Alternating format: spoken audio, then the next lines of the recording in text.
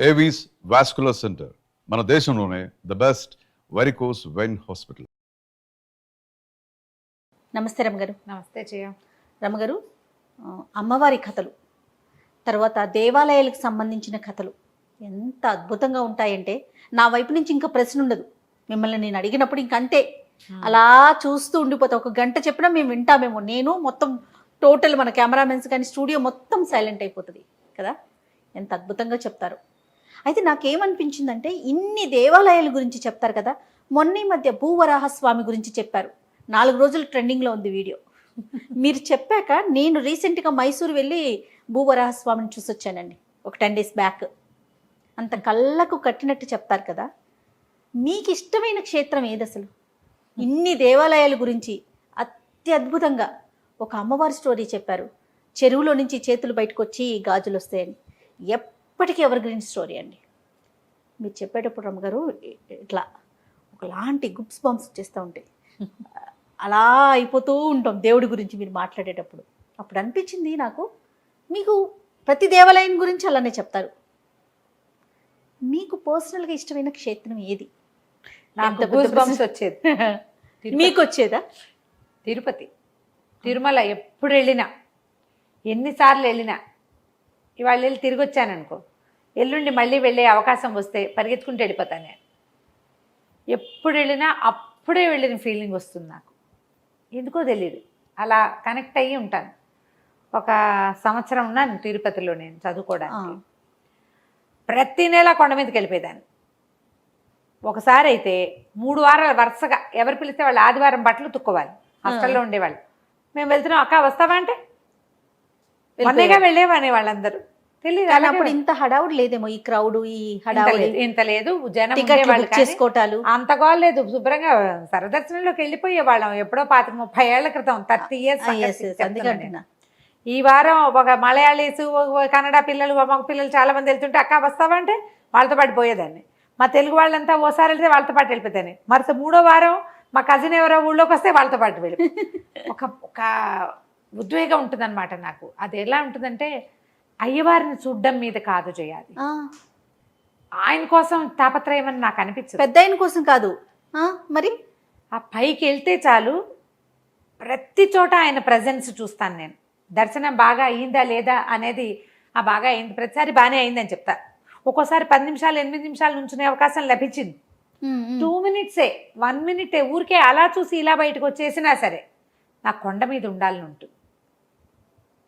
ఆ గాలి ఎంత ప్రీతి అంటే కళ్ళు మూసుకుంటే నేను అక్కడ ఉండిపోతా. ఇప్పుడు కళ్ళు మూసుకున్నానంటే వెళ్ళిపోతా తిరుపతి. తిరుమలలో ఉన్నట్టే, తిరుమలలో ఉన్నట్టే. ఒక ఉన్మాదం, ఉద్రేకం అలాంటివి కలుగుతాయి నాకు. చాలా ఇష్టం. కొండ మీద ఉంటే చాలు, ఆలయంలోనే ఉండాలి, స్వామివారి దర్శనమే జరగాలి, ఇలాంటివి కాదు. ఏదో అక్కడ ఉంటే చాలు. ఎందుకో తెలియదు, అడుగడుగునా నేను ఆయన ప్రజెన్స్ని ఫీల్ అవుతాను. ఏదైనా అద్భుతంగా అనిపిస్తుందా రమ్మగారు? తెలీదు జయ. నాకు ఎలా ఉంటుందంటే ఇప్పటికిప్పుడు చచ్చిపోయినా పర్వాలేదు అనిపిస్తుంది. అయ్యో బాబోయ్, అక్కడే ప్రాణం అక్కడే వదిలేయాలి, అక్కడున్న గాల్లో కలిసిపోవాలనిపిస్తుంది నాకు. ఇది చాలా చిన్నప్పటి నుంచి ఉంది నాకు. 2-3 ఏళ్ల వయసులో ఎప్పుడో తిరుపతి తీసుకెళ్ళి ఉంటారు, అంత బాగా తెలీదు. మా అన్నయ్య పెళ్ళికి వెళ్ళాం. నాకు బాగా తెలిసిన మొదటి జ్ఞాపకం మా అన్నయ్య పెళ్ళే. 86 మార్చిలో తిరుమలలోన పెళ్ళి. తిరుమలలో పెళ్ళి, తిరుమలలో కొండ మీదే. ఒక 3 రోజులు ఉన్నాం. కింద మా గోవిందరాజ సన్నిధిని దర్శనం చేసి వెళ్ళినట్టే గుర్తు. అమ్మవారిని చూసిన జ్ఞాపకం లేదు. ఆ గోవిందరాజ సన్నిధి కూడా నాకు చాలా ఇష్టం. కింద ఏదో వంట చేసుకుని భోజనాలు చేసాం. మేము చాలా మంది ఉన్నాం కదా, 30-40 మంది ఉన్నాం. మా కజిన్స్ కూడా కొంతమంది వచ్చారు. ఫస్ట్ టైం వెళ్ళిన జ్ఞాపకం ఇంకా ఉంది నాకు 86లో. అంతకు ముందు చిన్నప్పుడు, అంత ముందు ఇంకోసారి వెళ్ళినట్టున్నాం. అది అప్పటికి నాకు ఇలా దేనికైనా స్పందించే లక్షణం రాలా. ముందు ఇంకోసారి వెళ్ళే ఉంటాం, మా ఆండక్కయ్య ఉన్నప్పుడు వెళ్ళినట్టున్నా, మనసులోకి వెళ్ళలాది. అప్పటికి అంటే నాకు ఎక్స్ప్రెషను, భగవంతుడి పట్ల ఒక ఆసక్తి 86కి ముందు లేదు. నాకు 15 ఏళ్ళు ఉన్నాయి కదా, 15-16 సంవత్సరాలు ఉన్నాయి. అప్పుడు వచ్చింది 86లో. అప్పటికి ఎంఎస్ సుబ్బలక్ష్మి గారివి కీర్తనలు వినపడుతూ ఉండేవి. శోభారాజు గారు కూడా పాడడం మొదలెట్టినట్టు కీర్తనలు వినపడుతూ ఉండేవి. కొండంతా ఏ పక్కకి వెళ్ళినా అలా సంగీతం, కొండ గాలి. ఆ మొదటిసారి ఫస్ట్ టైం దర్శనం చాలా బాగా అయింది. 2 సార్లు 3 సార్లు చేసాం మేము ఉన్న 3 రోజులు. ఇక అదే ఎలా ఉండిపోయిందంటే నేను నిద్రలో కూడా అప్పుడప్పుడు అలా కల వస్తుంది. నేను ఆ మెట్లు ఎక్కినది, అక్కడ నడిచింది, ఒక కొండ సంపెంగ చెట్టు కింద కూర్చున్నది నాకు ఇంకా జ్ఞాపకం ఉన్నాయి. అలా ఎలా పట్టేశాడో అయ్యవారు నన్ను తెలీదు. నాకు ఎన్ని గుళ్ళకి వెళ్ళినా ఎన్ని చోట్లైనా నేను ఇలాంటి ఫీల్ ఉంటుంది, కానీ మళ్ళీ వెళ్ళిపోవాలన్న వెంపర్లాట మాత్రం ఉండదు. ఇంకోసారి వెళ్దాం అనిపిస్తుంది. సుమారుగా ఎన్నిసార్లు వెళ్ళుంటారు ఇప్పటికి? చాలాసార్లే వెళ్ళాను జయ. మధ్యలో ఒక 10-12 సంవత్సరాలు 10 ఏళ్ల పాటు అసలు వెళ్ళలా నేను. 10 ఏళ్ళు ఇంచుమించుగా మేము 94లో వెళ్ళాం. 94 తర్వాత మళ్ళీ ఎప్పుడు వెళ్ళాం, మళ్ళీ 98లో మళ్ళీ వెళ్ళాం. అక్కడ ఒక 4 ఏళ్ళు గ్యాప్ వచ్చిందా, మధ్యలో ఇంకా వెళ్ళాలి. 98 తర్వాత మళ్ళా ఇంచుమించు 2006 దాకా నేను వెళ్ళాల. ఎన్ని సంవత్సరాల గ్యాప్ ఉంది, అయినా కూడా ప్రతి అణువు నాకు తెలుసు. నేను అలా కనెక్ట్ అవుతాను తిరుమలకి. అక్కడ ఎక్కడైనా లోకల్గా ఇప్పుడు పైన చాలా చూడవలసిన ప్రదేశాలు ఉంటాయి కదండి, ఎప్పుడు వాటిని వెళ్ళరా? నేను ఆ శిలాతోరణం మా ఫ్రెండ్స్ అంతా పోయారు, నాకు అక్కర్లా. ఎక్కడో చోట ఏదో చెట్టు కింద కూర్చుంటే చాలా నాకు. అస్సలు తుంబుడు తీర్థాలు అవన్నీ తెలుసు నాకు, కానీ నేను ఎక్కడికి వెళ్ళాలని ఉండదు నాకు. అవి చూద్దాం, ఇవి చూద్దాం, ఏదైనా చూద్దాం చూపు లేదు. ఎక్కడో చోట అలా గాలి పీలుస్తూ అక్కడ ఉండాలనిపిస్తుంది. నేను ఇలాగా ఇది నాకు తెలుసు అనే భావన నాకు మళ్ళీ మధురైలోనే కలిగింది. మధురైలోనే ఆ నేల నాకు తెలుసు అనిపించింది నాకు. కానీ మధురై వెళ్ళిపోదామని లేదు మనసు. తిరుమలకి మాత్రం ఉంటుంది. ఎంతసేపు ట్రై చేస్తాను నేను తిరుమలకి వెళ్ళిపోవడానికి. అవకాశం ఉన్నప్పుడల్లా అంటుంటా, మొన్నగా వెళ్ళామంటారు మా వాళ్ళు.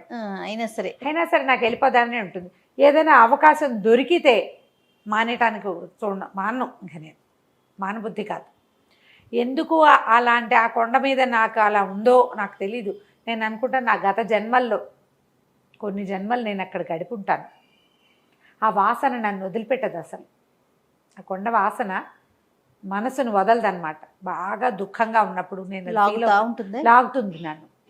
ఎక్కువ దుఃఖము విసగట తోచనప్పుడు తిరుపతి వెళ్ళిపోదాం అనిపించేస్తుంది నాకు. నేను వెళ్ళలేను. ఈ ఉన్న సంసార జంజాటం నన్ను వెళ్ళనివ్వదు.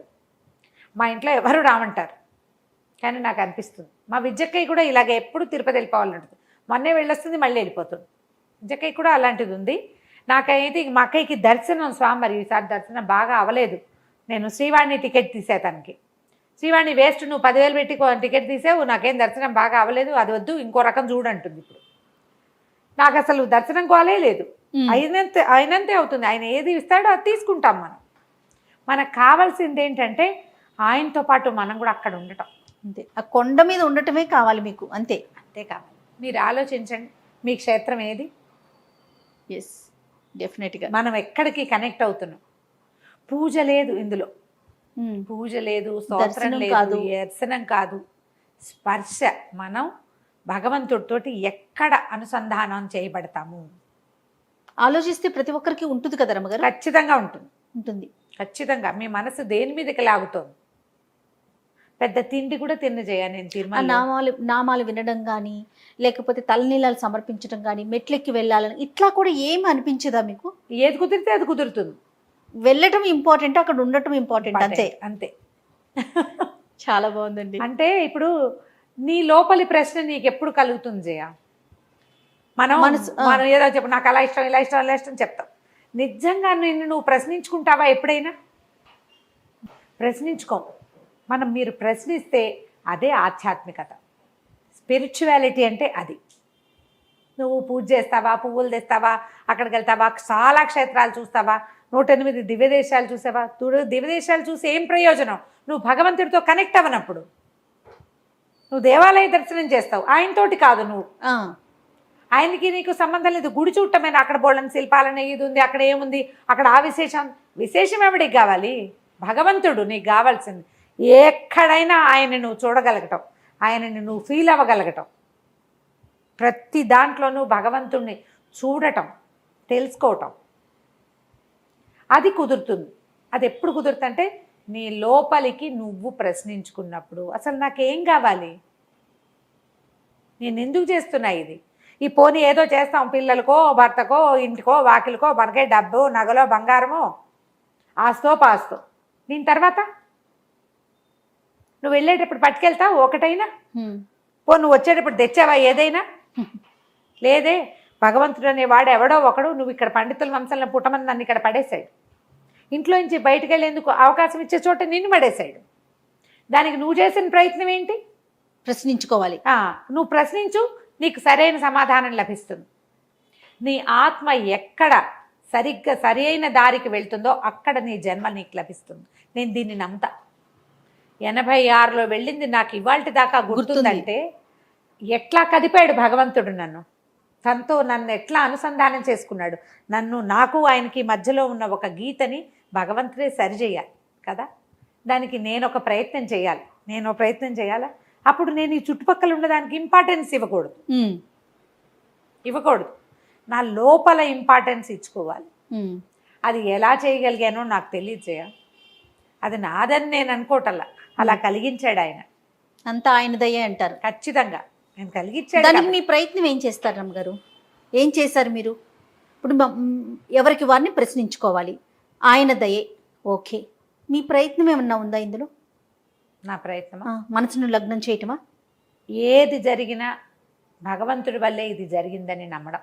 మంచైనా చెడైనా ఆయన ఇచ్చిందే అనుకుంటారా, అంతేనా? ఇప్పుడు నన్ను ఎన్నిసార్లు అడిగావు నువ్వు, ప్రతిసారి నేనేం చెప్తున్నా, ఇది నాది కాదు. అవును, నాది ఖచ్చితంగా కాదు. అవును, ఇది నాది కాదని నేను బలంగా లోపల కూడా నమ్ముతున్నా, నోటితో చెప్పడం లేదు, ఒట్టి మాట చెప్పట్లా, లోపల నుంచి నమ్మాలి.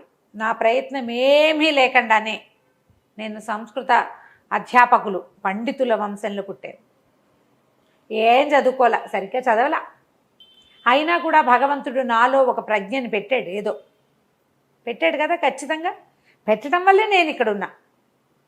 ఇది నాకు కలిగించిన వాడెవడు, నేను కాదు కదా, ఆయనే ఉన్నాడు, ఎవరో ఆయన్ని నమ్మాలి మనం. అక్కడ ఒకటి ఉన్నది ఏదో నమ్మితే అప్పుడు ప్రశ్నించుకుంటే మీకు ఆన్సర్ వస్తుంది. అంతే కరెక్ట్ రమ్మగారు. మంచైనా చెడైనా ఆయన ద్వారానే జరుగుతోంది, అంతే. అది మీరు చాలా బలంగా నమ్ముతున్నారు. నమ్ముతాను, నేను దాన్ని నమ్ముతాను. ముందు ఒక జన్మ ఉంది గ్యారంటీగా, రేపు ఒక జన్మ వస్తుంది ఖచ్చితంగా. మీరు ఇంట్లో కులదైవంగా వెంకటేశ్వర స్వామిని కొలిచేవారండి? అంటే కాదు, మాకు నరసింహస్వామి ఇలవేల్పు. అవును, నరసింహస్వామి ఇలవేల్పు.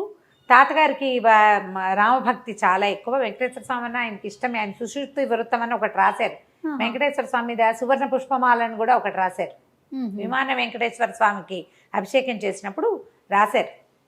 కానీ వెళ్ళేవారు తిరుమల అప్పుడప్పుడు. అంత తీవ్రంగా వెంకటేశ్వర స్వామి భక్తి లేదు మా ఇంట్లో.